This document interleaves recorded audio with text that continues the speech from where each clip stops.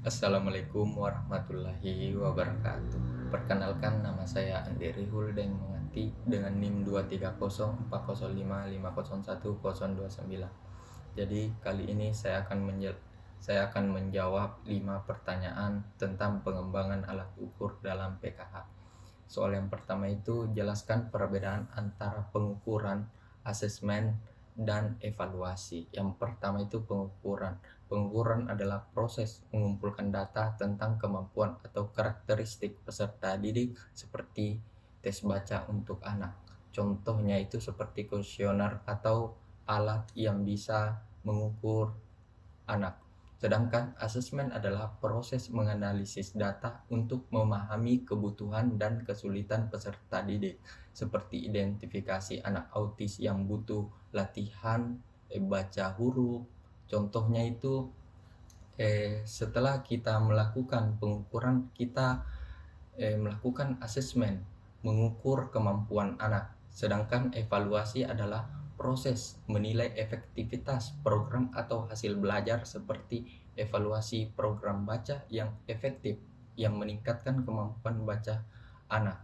Contohnya itu hasil dari asesmen itu sendiri. Apa hasilnya? Itulah evaluasi. Selanjutnya, nomor 2, jelaskan pengembangan alat ukur dalam pendidikan khusus dan urgensinya dalam layanan pendidikan ABK dan urgensi mata kuliah ini bagi calon guru profesional seperti kita.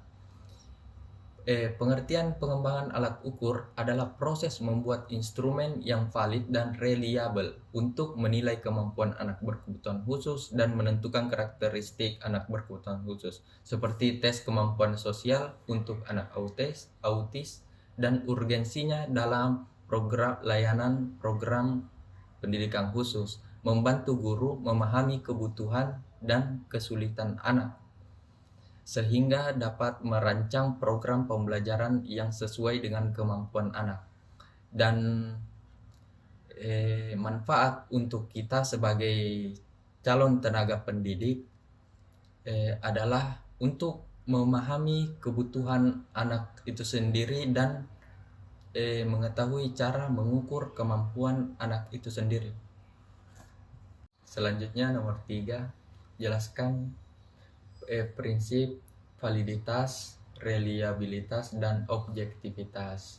Validitas adalah alat ukur yang harus mengukur apa yang kita perlu ukur, seperti tes baca yang mengukur kemampuan baca, bukan hafalan. Sedangkan reliabilitas adalah alat ukur harus konsisten dalam hasilnya, seperti tes baca yang hasilnya sama jika diulang, seperti 2 kali kita menyebar ulang. Sedangkan objektivitas adalah alat ukur tidak dipengaruhi oleh opini atau subjektivitas atau tidak bias, tidak memandang siapa yang kita nilai. Selanjutnya nomor 4, soalnya itu analisis karakteristik anak, aspek yang diukur, serta buat contoh indikatornya. Aspek yang diukur itu aspek sosial anak autis. Karakteristik anak autis itu memiliki kesulitan dalam interaksi sosial, seperti sulit menoleh saat dipanggil atau berbagi mainan kepada temannya. Aspeknya kemampuan interaksi sosial, seperti kemampuan menoleh saat dipanggil atau berbagi mainan ke temannya. Indikatornya itu anak autis bisa menoleh saat dipanggil nama, sedangkan anak autis bisa berbagi mainan dengan teman tanpa diminta. Selanjutnya nomor 5 itu pertanyaannya tentang setelah uji coba instrumen ditemukan beberapa butir tidak dipahami peserta didik, analisis penyebabnya, dampaknya, dan solusi perbaikannya. Penyebabnya itu bahasa yang digunakan terlalu abstrak atau tidak sesuai dengan kemampuan anak autis. Dampaknya itu anak autis menjawab asal-asalan atau tidak memahami instruksi soal. Solusinya, ganti bahasa menjadi lebih konkret dan sesuai dengan kemampuan anak autis, seperti media gambar atau contoh yang lebih jelas atau menarik perhatian anak autis itu sendiri. Mungkin itulah presentasi dari saya sendiri. Terima kasih.